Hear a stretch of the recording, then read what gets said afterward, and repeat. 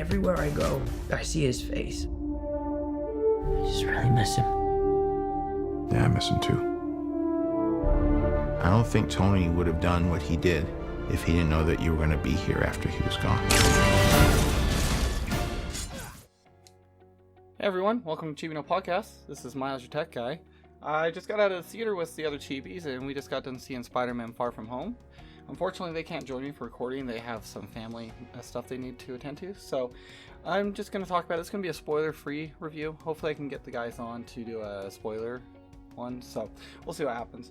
Anyway, I just want to talk about this movie.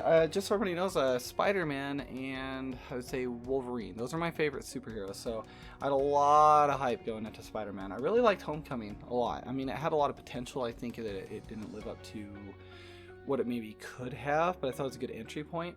But the Marvel Spider-Man, Civil War was a great introduction to him, and then of course through Infinity War, he was just excellent, right? And then Endgame. So this was a great way to come into after Endgame, after Tony Stark's obviously passed. This is a great way of showing Peter dealing with the death of Robert Downey Jr. character. And anyway, with Tony Stark gone inside of the movie, it showed a lot of emotion between all the characters. With Aunt May, Happy, Peter, everyone. It showed a really good way of them dealing with the aftermath of what happened. And there's one scene in particular later in the film that I got emotional really inside, and you could just hear like the theater was really quiet. Just everybody's feeling that emotion after the Tony Stark death, and how Peter is trying to get through without having I guess you could say like a father figure / mentor, and him having to grow to become, the Spider-Man that is what the world needs, not necessarily what the neighborhood needs, And I really, really like that, how they did that. I don't want to go into too much of how they did that though. Mysterio, I won't get into spoilers too much with him either. I think him in the theaters, he did really, really good. It was kind of a nice way they kind of showed his, how do I say this? So like how Tony Stark was kind of like a father / mentor. They kind of have that with Mysterio with Peter, and you could just see Peter's trying to come back into this world after, some of his classmates are obviously, 5 years older now and stuff, and he's trying to deal with, coming back to Earth, and, Tony's gone, and he has to, deal with life after all this. I thought they did a really good job on that. As for the movie, like the pacing and everything, it's kind of a slower build up, I guess, kind of like Endgame, but not obviously as slow.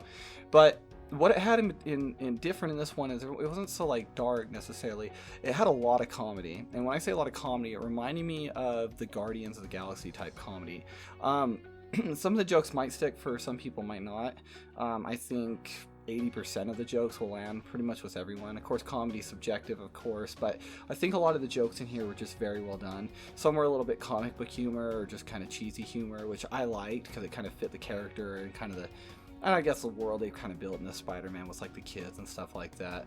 Zendaya as MJ, or this new MJ, because obviously she's not Mary Jane necessarily, the red hair version that we all know from the comic books. But regardless of that, one of the best things about this film that I really liked was the relationship building of Peter and MJ.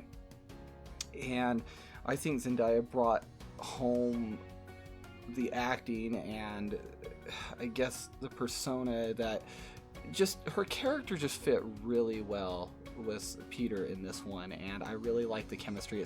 It's different enough to not be like the Raimi films with Kirsten Dunst and Tobey Maguire, of course. They had their own chemistry, but this one's not mimicking that. This is their own thing, and anyways, I don't know, man. It was just probably one of my favorite features, the romance and the building of them coming to obviously like each other and stuff is something that they need to grow, obviously, and I think they do that very well.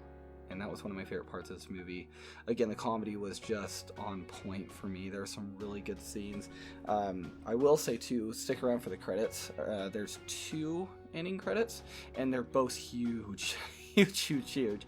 And I remember the crowd just going wild on the first credit scene. That credit scene kind of helps showcase what they might do in Phase 4 for the MCU, I guess you could say, without going into spoilers. The action and everything in this was really good. There was some weird times with the CGI being a little weird, but for the most part I thought it looked really, really good.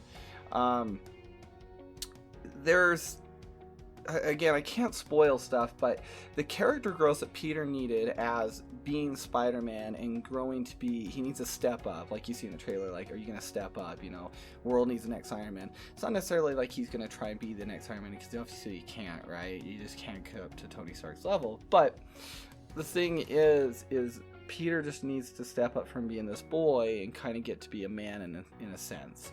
And there's some development with his skills and powers that I don't want to really get to spoilers on as well, but how the movie does it, they show growth in a very, very well way throughout the movie, and by the end of the movie you kind of feel that Peter's grown, you know, like quite a bit. And that's one of the biggest things I like, you know, because in the Homecoming, for example, he's able to get through it with the Vulture, but he's still a kid, you know. I mean, he's obviously still a kid in Far From Home, but his attitude, his personality is still kid. And by the end of this film, he's getting through that, you know. It's a maturity thing, and that's what I really, really like. So the fight scenes and everything are really, really, really good. As far as a Spider-Man film goes, I know on Rotten Tomatoes, currently, when I'm looking at it right now, it's sitting around 93% for critics and 98% for users. The user side, I actually agree with completely. By the end of the film, I probably give this a 9.8 out of 10. You know, I've seen some people say they don't like it. They give it like 7s or whatever, and that's fine. It's all opinion, you know. But for the majority, everybody seems to be liking it. The other Chibis, they loved it. Everybody's clapping at the end. Now, I'm not saying this is okay. Endgame.